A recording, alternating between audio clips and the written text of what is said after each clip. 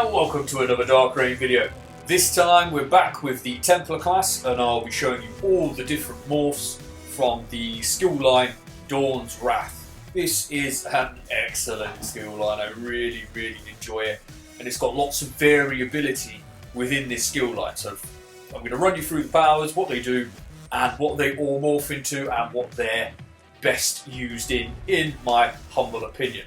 Now Nova is your ultimate ability as a Templar in this particular tree. So you call down Fragment of the Sun and it deals a little bit of magic damage to enemies within the area over 10 seconds. It's actually pretty good. The problem I've got with Nova is it's better if somebody activates its synergy, and people can't always get the synergy off, so that can be a bit frustrating at times.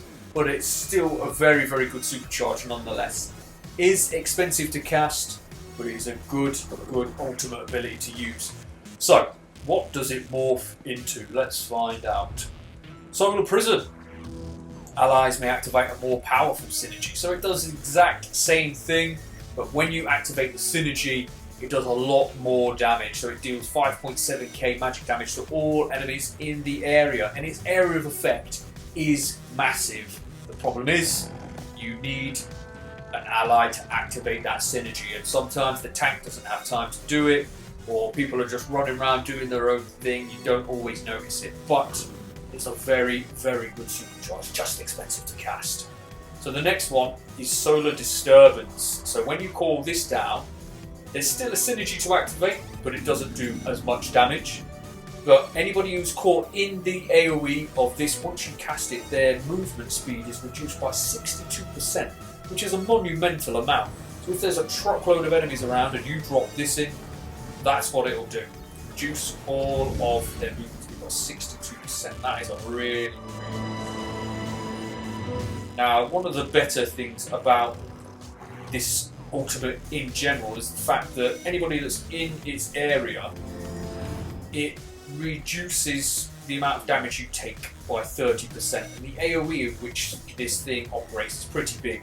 And if you're unsure, when you're stood near it, there'll be a green circle around its epicenter. As long as you're within this green circle, you will take reduced damage. Next up is Sunfire. So this is a really simple move, nice and cheap to cast, great range too. So you activate it off the bar, you launch a fireball at someone, do for 2k flame damage and set them ablaze. Once you've done this, you reduce their movement speed and you deal a good, and I do mean a really good, damage over time for the next 6 seconds. So that is really useful. Also increases your spell critical rating. But remember, this Major Prophecy doesn't stack. So if you're trying to use Sunfire in conjunction with, say, Inner Light from the Mage's Tree, for example, you will not stack your Major Prophecy. You've either got one or the other. Inner Light seems to elicit a greater chance at spell crit than this one does. I've tested it. Inner Light seems to be around 20%, whereas this seems to be around 10%. But my testing could be off, and it may be worth checking yourself, guys. But the point of the matter is, they do not stack. So what does Sunfire morph into? Now this is where Dawn's Wrath gets a bit cheeky. You can either have outstanding single target damage, or you can have okay AoE damage. So there are two different things, as always. And the top one is Vampire's Bane. Okay, it doesn't cost any more to cast, same range, all that jazz. The only difference is it lasts for longer. So it'll cause 4.3k over 8 seconds. That's not bad. Every 2 seconds you're punching out a k's worth of damage just because you've set them on fire. This is really useful for single target damage, guys. So if you're on a boss, sling this down, go for a rotation over the next 8 seconds, and then put this down again and just keep it up the entire time. So the other thing that it morphs into is Reflective Light. Now, why is this good? It's great for AoE. It affects multiple targets. So you cast it off of the bar, and this is going to hit, I've seen it hits up to a maximum of 3 people, but it may well hit more. The point is, 3.2k damage on 3 people is 9.6k damage, whereas the other one is 4 point something.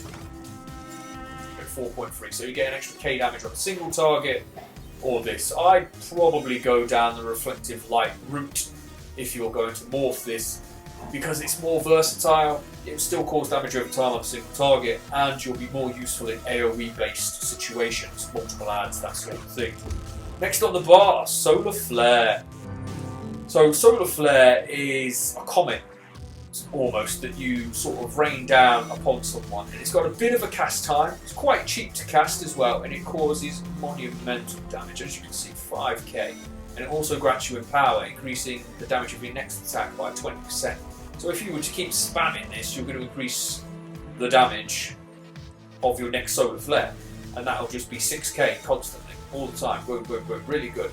So what does it morph into? Two very, very different things. So Dark Flare is the top one. So when you hit the enemy with this, you reduce the amount at which their healing comes in. So if they do have a heal that they activate themselves, you can reduce the effectiveness of it by 30%. Or if they're just being healed by someone else and you hit them with this, you reduce their effectiveness by 30%. Really useful for some bosses who have like a heal mechanic. Still has the same cast time, still has the same animation. Still a great move. Solar Barrage, very, very different. It sort of activate an impulse type looking AoE based attack around you. Now, yes, it's dealing half the damage it was before, but that's because it's instant. You could just keep spamming this thing. It basically does 2k damage to anybody that's around you at that time. It's the radius of 8 meters, but it also grants it power, which empowers your next attack by 20%. So if you had, say, this on the bar and a stamina-based attack like biting jabs, for example, you could hit this, hit biting jabs, hit this, hit biting jabs, and just sort of balance out your use of resources. Good move, really good move for AoE-based things, and as you can see, no cast time. So if you're a melee DPS, you want to get in the thick of it, Solar Barrage may be the morph for you. Backlash, really, really useful move, especially on single-based targets. So as you can see here, its max damage is 9.8k. That is ludicrous. You don't even have to do anything for it. As long as you put out 9k's worth of damage in those 6 seconds, that's what it's going to do. It's going to hit that hard. So it morphs into two different things. Purifying Light. So when this is finished, it will leave a small pool of sunlight on the floor, and anybody that's near it, and you have to be pretty close to it by the way, receives a K's worth of health every 2 seconds. So because it only lasts for 7.2, you're only going to get realistically 3,300 health out of this in the pool that is left behind. Good for healing a tank if you want to put this on your healer bar. But the point is, if you're Magicka based, this is going to do more damage than Power of the Light. Your maximum damage now scales off stamina.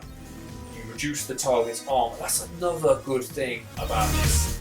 So you pop it to Power of the Light, and as you can see, that its maximum damage has been reduced monumentally. Why? Because I have no stamina. If I was to respec my attributes and be a stamina based DPS, that number would go shooting up.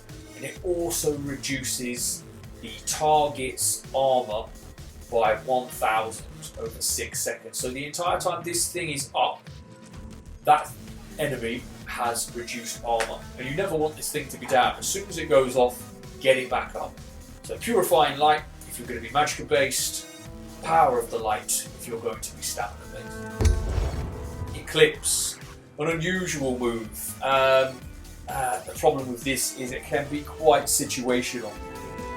So it's completely ineffective on higher level enemies or bosses, because you'll go to cast it and it just says target is immune.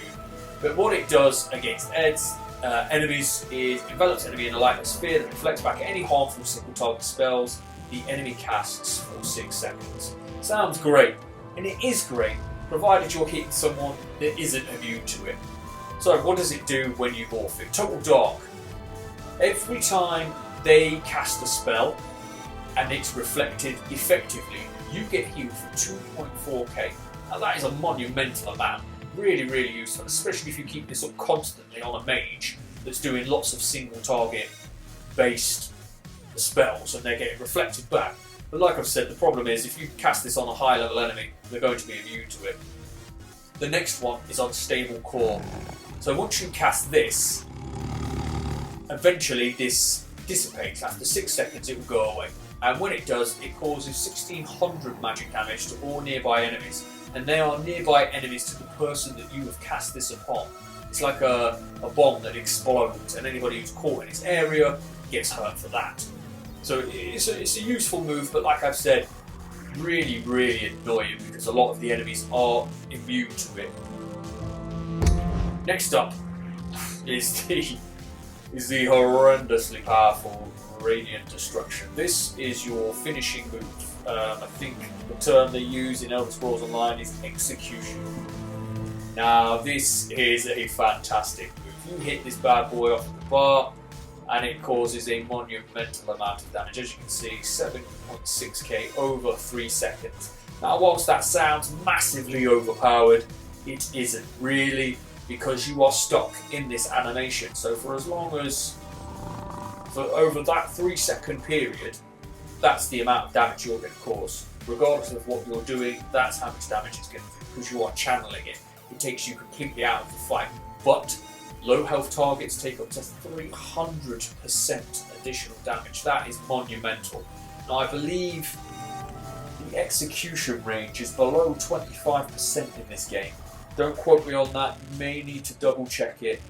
But anybody who's below 25%, I have found that when you hit this bad boy, they do not last long. They absolutely vanish. You'll see the increase at which their health starts to burn away. It's absolutely ludicrous. But what does it morph into? Let's find out. Radiant Glory, really useful in PvP situations, or where you're alone, say in a delve on a boss, taking a hefty amount of damage, and you find every time you go into this to try and finish him off, you're dying. Probably better off with Radiant Glory, because it's going to heal you for 20% of the damage inflicted. Now, if you think about, say, a high health boss target who's below 25%, and you're going to take about, I don't know, 3 or 4 of these to burn him down, to finish him off, you're going to be receiving a massive amount of health back. So 20% of 7k, what's that? Maybe 1300-ish, something like that. That's mad. You'll get that back for every time you cast this. And if they're below the 25% margin and they're taking 300% of that, that's just gone up again. That's just gone up again to about 4k, maybe 5,000 back every time you hit this. That's a lot of health. That is a lot of health, guys. I think I've got about 12k health. So that'll sort you out and keep you standing for quite a prolonged period of time, especially if you stack it with all your other self-heals or anything else you've cast. Next one it morphs into is Radiant Oppression. Now this is the one I tend to go with because I'm a damage whore. So basically, what does it do? It increases the damage you do with this, and the more magicka that you have in your bar at this time. Now how I've taken this is it says deals up to 40% additional damage in proportion to your current magicka. Now because the number hasn't changed, I assume that this 40% is not your max magicka, it's the amount of magicka you have at that time out of your pool. So let's say you have a pool of 20k, you've got 2k magicka left, and you activate this. You will not receive the additional 40% damage. Let's say you've got a pool of 20k, you've got 19k, and you activate this, you will likely receive the additional 40% additional damage. And I imagine the further you get down that power pool, the less additional damage you will be receiving. That stands to reason. But yeah, this is a great move, guys. Get this off when someone's low health and they are going down. No ifs or buts about it. Then, as always, you have got the lovely passive abilities. You don't need me to talk these through with you. You know what they are. You can scroll down to them, read them, and see what they do. The reason I've done the morphs is because you don't know what they morph into or what they're going to be useful for, to be fair. But yeah, really, really good. And make sure you get these passives because they are great. especially this Illuminate one. Grants minor sorcery to nearby allies, increasing spell damage by 5% for 20 seconds. That's brilliant.